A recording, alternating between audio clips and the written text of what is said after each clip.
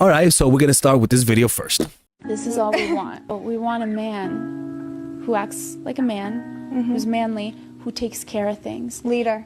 Ooh, I don't need you to kill an alligator with your hands, but I need to feel so feminine around you because you are so masculine that I can turn my brain off because I know you've got it. Yeah. I trust you. I trust your intellect. I trust your character. I trust that I can close my eyes and follow you blindly, and I'm going to be happy about where I end up. All right, so now let's dive deeper into it. Let's begin.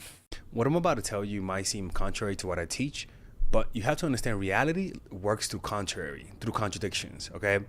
It is the contradictions, it is the battle between your light side and dark side that allows you to be who you are, that allows you to be so interesting. It is the battle between the light and the dark side of an artist that allows them to create work, right? It is the friction between the right and the left that allows us to keep propelling forward, right? Without this friction, without contradictions, reality wouldn't be reality. And so this is part of what I'm teaching you today, okay? Is that sometimes you have to demand this from people, and it is not what you guys might think it is. It's not respect, okay? It is more broader, and I think it applies to a lot of people, especially in this culture, and it is this: asking for what you want, all right?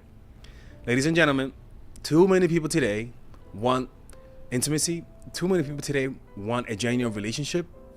But because everyone else around them is telling them to be more independent, to not need people, to not need a man, to not need a woman, to go on on your own, it creates people then say, okay, in order to be happy, I have to be completely independent. I don't have to need someone. And so these people then go out of their ways to do this, and they end up with having needs that are not unmet. And the reason why is this: I had a conflict with this friend of mine. Not this friend of mine. I think there's this girl that most likely does like me, but I don't know, to be honest with you. But she gets pretty mad at me a lot, and it's not intentional. Anyways, she was supposed to go. She invited me to go hiking, and God knows I do not like hiking. What the fuck? Like, what's up with these white people inviting me to hike? I just don't understand this shit, man. And I just I wasn't responding to her on time because I didn't know how to tell her no. I was like, I don't want to go hiking. Like, leave that shit to fucking Bob, the fucking expat, you know? And I didn't respond, and she messaged me to this. She was like, yeah, you know what? I don't want to be your friend, man. You just ignore my messages a lot. I'm like, oh shit, right? And a part of, it's funny, a part of me wanted to get offended by that, right? I'm like, yo, you don't even know me to be telling me that. I was like, you don't even know me. Like, why are you demanding this much of me? But then a part of me realized, I was like, wait a minute. That's why people don't want to be honest, because then they get gaslit. Because the truth is, she is right. I should be responding on time. It is disrespectful, right? It was because of her birthday, right?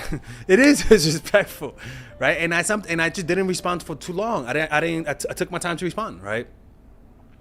And she told me that she doesn't like that, and if this is how you're gonna be, then I don't want to be your friend. And then I'm like, okay, look, man, I apologize. I was like, look, I'm sorry. I didn't mean to be an asshole. I just don't like hiking, and I kind of didn't know how to tell you that. She didn't respond, right? But it taught me something.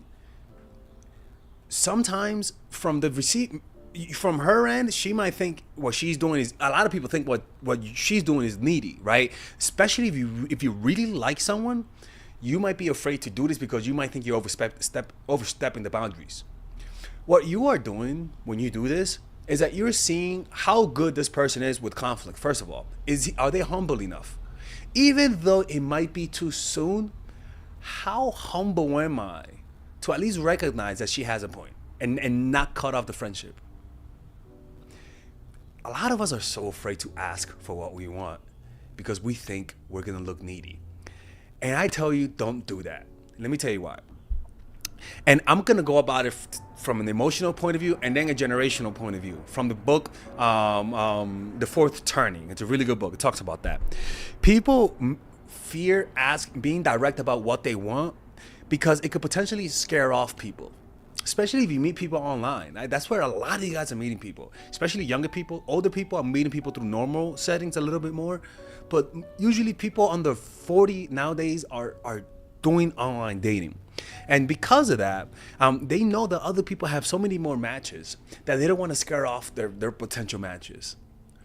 And so everyone is under that illusion that everyone else is getting a lot of matches, and you have to go a little, you have to be careful, because when you're online, people just unmatch you for anything. So then it creates this illusion that that's how dating is. That if you actually meet someone in real life, face to face, that's not online, that they're actually going to be that way. No, it's actually not the truth. When most people are getting a lot of options, people become dispensable.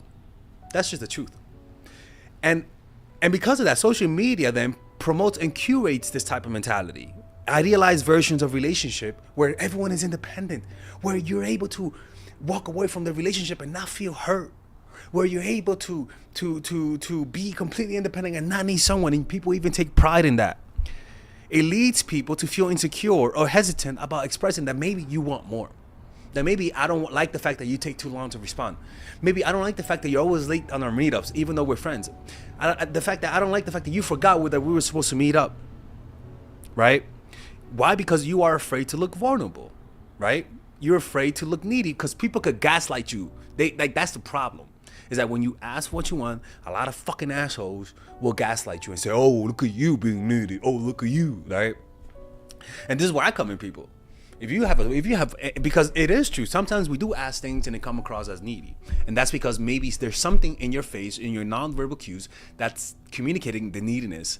And let me tell you what you guys can do. You guys can book a call with me, with Father Alex, and where I could show you, and maybe and you describe to me your problem, and I could literally fix it on the spot. Give you a strategy on how to fix it so that you don't have to repeat that behavior.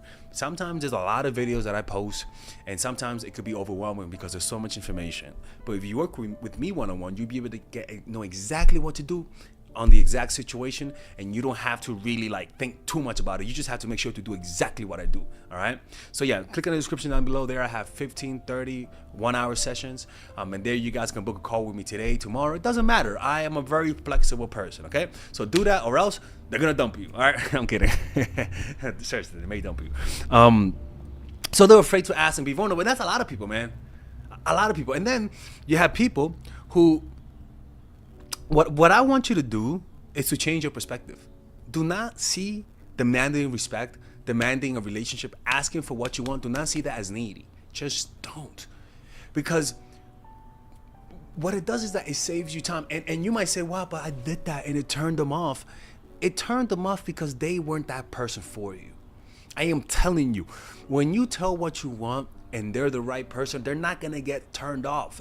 They may think it might be a little needy. I'm telling you, they might think that, but without a shadow of a doubt, if you're willing to walk away and you do this, you're gonna seem confident. And it's a type of confidence that's an open, emotional openness type of confidence. Not the type of confidence where you hide with distance and space. No, the type of confidence that you say, hey, look, this is what I want. I'm looking at you in the eye. You might think this is needed, but this is what I'm looking for. Are you looking for that? Or, hey, you know what? This is what I want. I want you to be a little bit more in time. Hey, man, I like you, but you respond too slow. Can you please do that a little bit? Now, look, with friends, if they take a long time to respond, that's fine. As long as they don't cancel the meetups last minute, as long as they go to the meetups, I don't care if a friend takes a long time to respond, right? We're not crackheads with each other, right? With lovers, though, I'm looking at the emotional component. This is a compulsion, motherfucker. And if you have no compulsion to text me, that says me everything. My friend has no compulsion to text me. There's no testosterone inspiring my friend's text messages. I hope there isn't. But with a lover, hell yeah, there's a lot of dopamine in there. So yeah, you should expect more emotions from people who you're dating. So you should demand that. Don't be afraid to say, hey, I like being held this much. Hey, I like when people respond to me at this amount of time. As long as you're around, first of all, you got to make, a lot of people make the mistakes where they're so isolated, where they have no reference of what's a healthy relationship, that they have unrealistic expectations. Get off of online, first of all. Touch grass and meet people.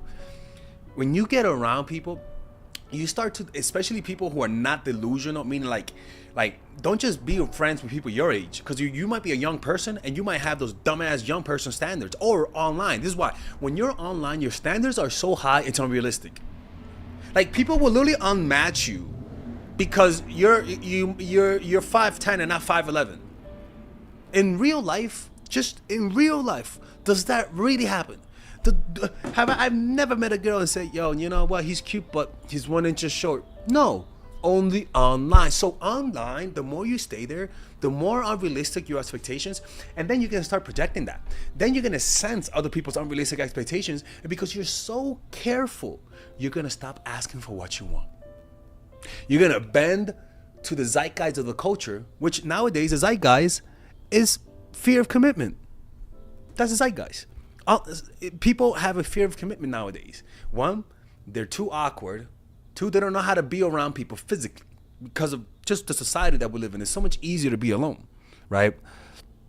So the casual norm of dating, the normalization of casual dating and hookup can make serious commitment seem less appealing or necessary.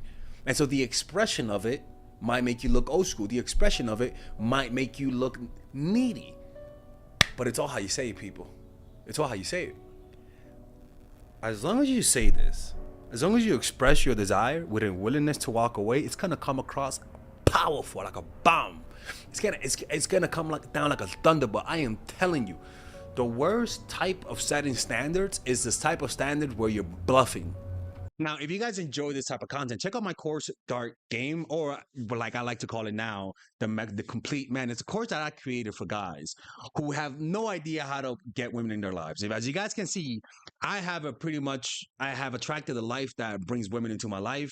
I do a lot of social events, art events, meditation events, and I don't do that to get women. But what I notice is that it gets women into your life, right? And in this course, I teach you guys how to do this. I teach you, so that means even if you're friend zone, if you're the type of person that lacks assertiveness, if you were raised by a single mom and you didn't know how to get women, well, this is the course for you. It teaches you how to overcome approach anxiety, how to take action, because a lot of the times you watch these videos and you don't know how to take action, how to break patterns, how to build social circle, a pickup artistry course, right? Understanding your dark side, a bunch of things that helps a guy improve their dating life, right? Where we talk about how to find your purpose, female nature, the mindset game, the outer game, right? How to get her number, how to damage control, how to create competition, first date, using vulnerability, online games, social circle game, how to get threesomes. I mean, the whole shebang bang, right? And the beauty about this course is that there's a 30-day money back guarantee. If you don't like it, you could just let me know and get a refund. There's the basic course, which is $99, and then there is the one with the bonuses, like that I just read to you. So just look through the sales letter, and there's actually some free clips that you guys can watch, right? I think so, right? No, there isn't, but yeah, just look at it. Let me know if you what you guys think of it. You just give it a try. If you don't like it, I will give you your money back. I've always given people refunds. So yeah, man. Hopefully, I can see you guys inside, and let's get back to the video.